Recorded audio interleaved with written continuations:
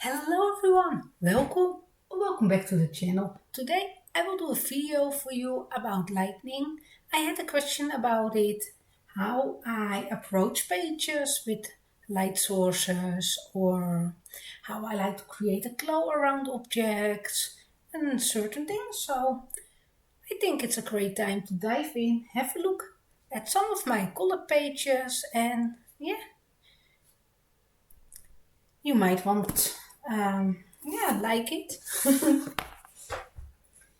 So, a long time ago, when the Derwent Lightfast pencils were released, I was coloring in this beautiful Tenderful Enchantment coloring book by Clara Makova.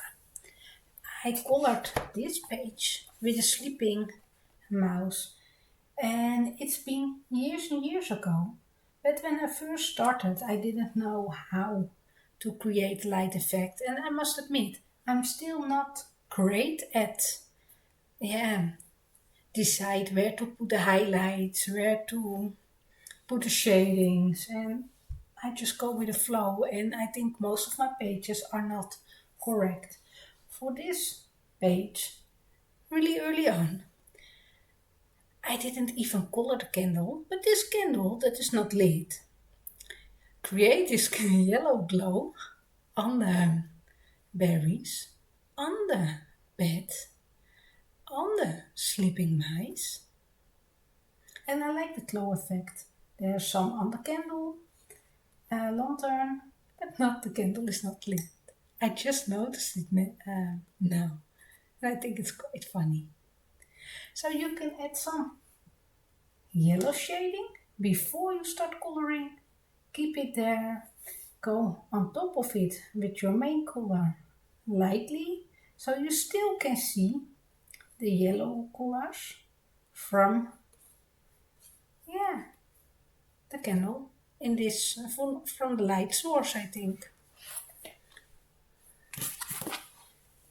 More recent I colored the page is Saga or Sagna, when I just got my Tuli Art paint pens for the first time, and I really tried to create another part from the candle. So this time I colored the light areas with cream. I highlighted all the outlines of the moths, of the gnome, of the lantern where the light would hit, and I think it's really effective. It's not perfect, but I really like the way that I have tackled the light, especially on the little gnome. I colored his beard a little yellow, his jacket, his hat. Yeah, really liking it. I added in the gel pen to give it a more strong feeling. If I tilt the book, you can see some of the lines I kept just black, and some parts I highlighted. And it is a really effective way to show the main light source.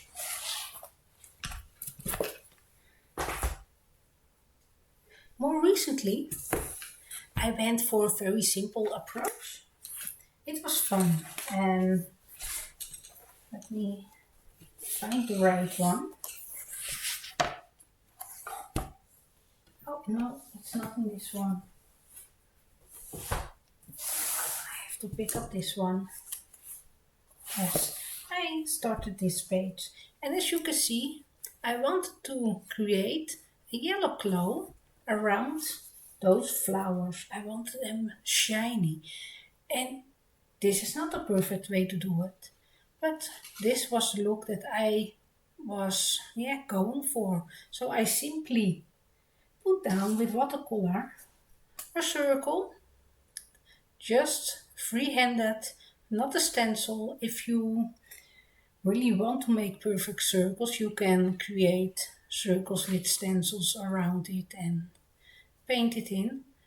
But I really like this way of creating a cloud to give a little extra to the page. It's way easier to obtain, and yeah, is it perfect? No, because if you really want to do it the right way, you had to also make the light reflection in all the rest of the leaves and the things. But I just went with a little claw around the flowers. Then I have one in this book. It is my Christmas page. For this one I went with this glowing effect, this light effect, and I wanted to create the illusion of a nice warm Christmas light. To accomplish it, I created those ornaments with cold colors like the blue. I outlined everything and I went in with the warm yellows and reds for the background. And I created this mysterious, Christmassy feeling to start light and went dark with the background. And I think it's working very well. Really liking the page still until today, and everything on this page, except for the outlining, is Prismacolor pencils. It took me a while to color, so I'm really happy with it.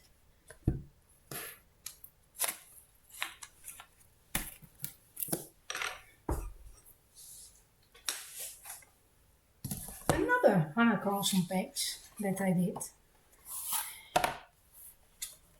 is this one, and it is not really a light source, but I created this highlight part, this shiny part on the back. Also here and also here. There are some shiny parts at the acorns, on the berries. So I think it's a really good example to show you how you can create more depth by highlighting or shading on the right places. So I put down a lot of shading on those parts, and I went in with a very light, yeah, I think it's almost white, maybe it's ivory color for the contrast, and I really like the effect.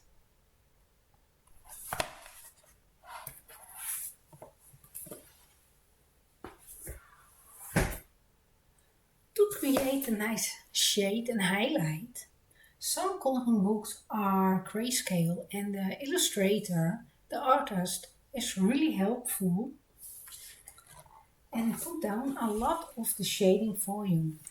And you only have to follow. So I followed the drawing that was there by the artist, and I put down more pigment at the more shaded parts and less pigment on the less shaded parts. And this way it's really great to learn where to put your highlights and your shadows. You can create some nice moon in the background and even add more highlights on top of the page. Maybe some paint pen to outline some of the parts of the face. Yeah, I'm really liking it. It's really helpful. So yeah. And then the last one that I like to show you today, it's in a Little Morphia book. Kirby is also drawing in a lot of the shading, as you can see. So you can basically follow him by start with your shade color and then go lighter. You can see, where is it? This part got less shading, so you can put your highlight colors here, your midtones here, and then put your darks around here. You can put your highlights here, your midtones here, and put your dark shading over here. And you can leave this little edge to create an extra highlight part. And I've done it on a page. this one. And you can see how I have followed the already shaded parts, like in the water. I put my darkest color in the shading and I went up to the highlight color and I outlined it with gel pen, with paint pen. And the paint pen is really helpful to brighten up your highlighted parts. How darker you put your shading down and how lighter you have your highlights, the prettier your page will be.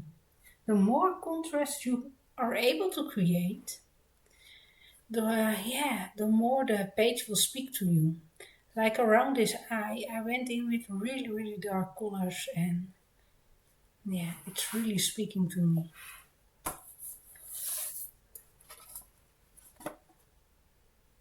Really happy with the result of this one. It's been a while that I was looking in this one, at this one. I think I've colored it in January, so yeah, really happy.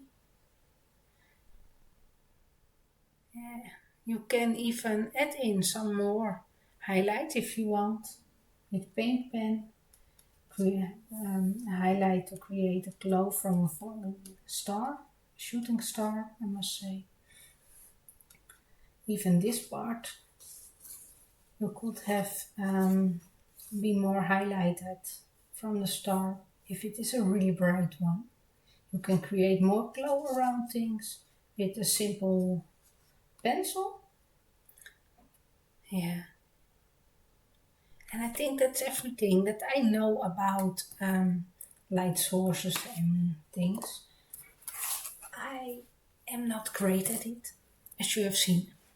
I think it's good enough to make a pretty page, but it's not perfect. And there is so much room for me to grow in the highlights and shading and light sources. So yeah, I hope you enjoyed this video. I hope it was helpful. I don't know how it could be helpful, but I hope the person who asked about it, yeah, got some information from it. I will say thank you for watching and I hope to see you next time. Bye.